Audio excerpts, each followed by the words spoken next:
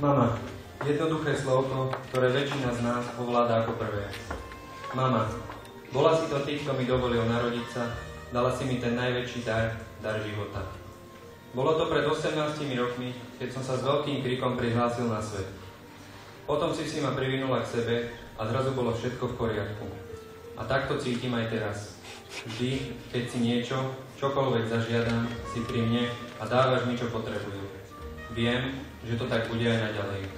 Som stále ten malý chlapec, ktorý sa pri tebe motal s hračkami, ale zároveň aj dospelý človek.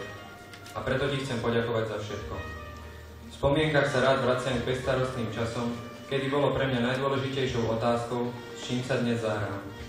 Vtedy som ti svojou neposlednosťou nedal vydýchnuť.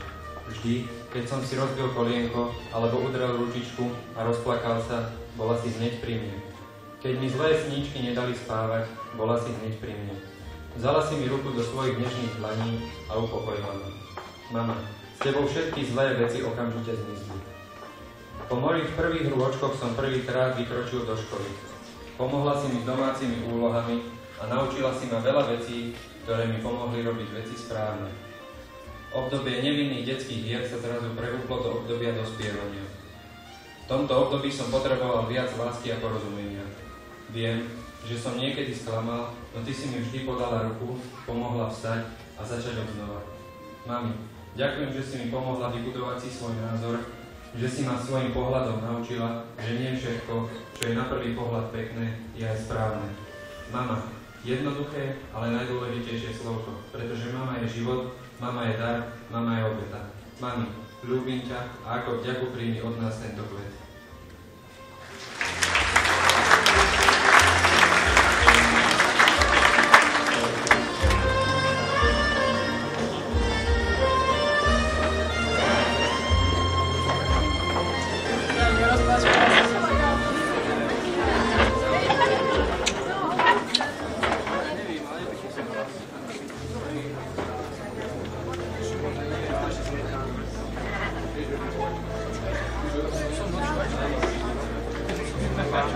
Gracias.